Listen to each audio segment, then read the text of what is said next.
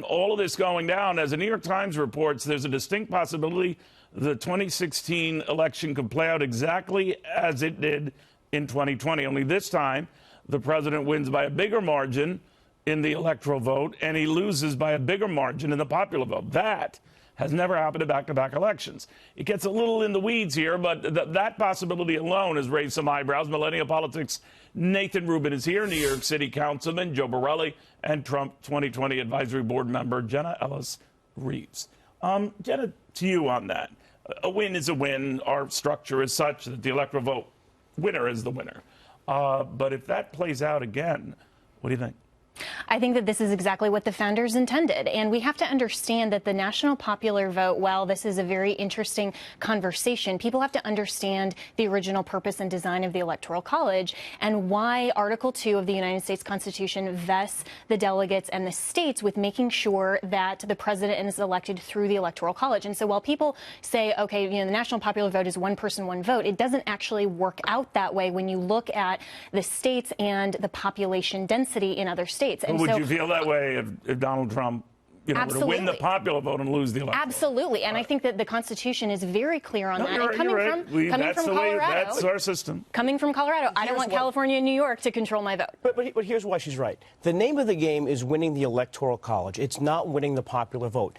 As a result, certain states and certain people actually do matter. If the Democratic Party, despite being told over and over and over again to change their message, to get out of the East and West Coast bubbles, to speak to regular Americans in states that have economic distress and different types of problems, and they don't do that, that's their own fault. That's not the Republican Party's fault. We would campaign very differently if the goal was to ratchet up the popular vote. Certainly. I do want to jump in there, though, because I think to an extent they're both right. The Electoral College is functioning exactly by design. That doesn't mean that it is not flawed. This is a legacy institution that was created back in 1787 at the Second Constitutional Convention.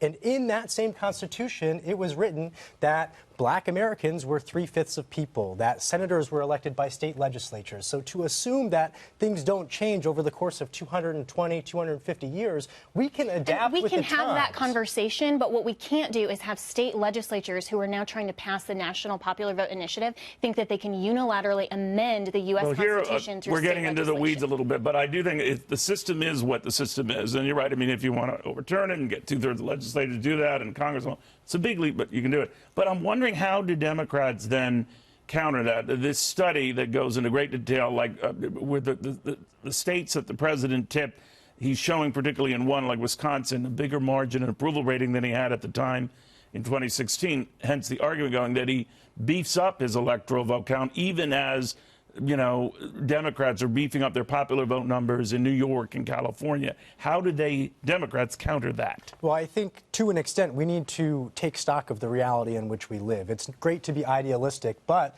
we're not going to change the rules before the 2020 election. They need to operate. So what do they have to do? They have to live in those states that the president That's flipped, exactly right. And I think something like this, especially looking at this latest feud, I think people are starting to be turned off from the extremes. And I think a more reasoned or more moderate candidate who's a little bit calmer, someone like Mayor Pete Buttigieg, who's from the Rust Belt, could be a way forward to win back those voters that are leaving the Democratic Party. But, Neil, take Laura Kelly, someone who beat someone in a red state, someone who was associated with President Trump, Chris Kobach.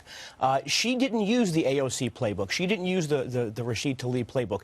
What would concern me as a Republican, if other Democrats start acting like her and didn't follow the squad and follow this new progressive wave of politics. You think the squad, these four progressive congressmen, they're the ones that are dictating. See, the president is cleverly using them to illustrate the point. They speak for all Democrats. Now, we should point out that the 40 Democrats who conquered the House and tipped it to Democrats were mostly moderate. But these four are the ones the president is trying to depict as the Democratic Party. Well, yeah, and I mean, and Nancy Pelosi and the other Democrats are now rallying around them. And so the Democratic Party is going through an identity crisis here. Are they going to say we are moderate, or are they going to go extreme progressive leftist? And I think this is where President Trump's message and what he's campaigning on is pro-American. The Democrats haven't come out with any sort of platform other than anti-Trump. And that messaging is not going to help them in 2020. And that's certainly not going to help them in the reality of the Electoral College. To use a sports analogy, Neil, this would be like saying that just the yardage matters. Well, it doesn't. We know that the score and only the touchdowns that you get, that's what ultimately matters. And so here, President Trump is being very tactful. He's going for the touchdowns. The Democrats are just going for this cheap yardage, and they're not actually getting Well, it's we don't know. Can I jump in there? Because I do want to call something out there. You very cleverly slipped in how President Trump is pro-American and Democrats are not. I know a lot of Democrats. We all love this country. We're all patriotic. Number one, and number two. Let me finish, please. Let me finish. Even while this feud was going on, Nancy Pelosi and Democrats passed a raise the wage bill in the House of Representatives. So anyone who's making less than $15 an hour full time, that bill would elevate their wages but that's to fundamentally $15 an hour. anti-American. That's How is that against anti-American to give workers a wage? Because that's a raise. ultimately because I mean, if you look at that systematically and you look at what is going on in America, you look at our capitalist system. The minimum wage should be zero. Well, I don't want to get into minimum wage argument. I don't want to get policy, real quickly. I mean, do you think the president, then, knowing these numbers and that he has a good chance to do what he did in 2016, but everyone will pounce on him and say, "Yeah, you lost the popular vote again," that he would deal with 4 years of devices, even though he won or would win fair and square based on our system the way it is? Would Democrats just with their heads explode? But we just heard a policy debate, which we're not hearing, because the argument in 2020 is going to be about how people view America. How does the public view America? Do Democrats want to be boxed into a foxhole with Ilhan Omar and Rashid Tlaib? But that's what's happening. And you don't hear any policy debates about the minimum wage. You're just going to hear President Trump framing it as a cultural battle between him and everyone on the left. You do hear policy debates in the minimum Sometimes, wage. sometimes. But I agree, we need to hear more, absolutely. And we will, because this is going to generate a lot of news. Just this discussion.